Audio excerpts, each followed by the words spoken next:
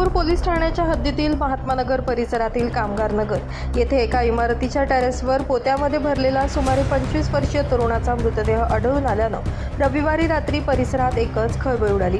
प्राथमिक तपासात हत्या करून मृतदेह पोत्यात भरून टेरेसवर ठेवण्यात आल्याचा संशय पोलिसांनी व्यक्त केलाय।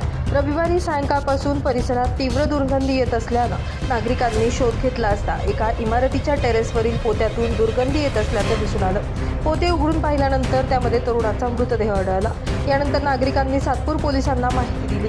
घटनास्थळी दाखल झालेल्या पोलिसांनी मृतदेह ताब्यात घेऊन शवविच्छेदनासाठी जिल्हा रुग्णालयात पाठवलाय।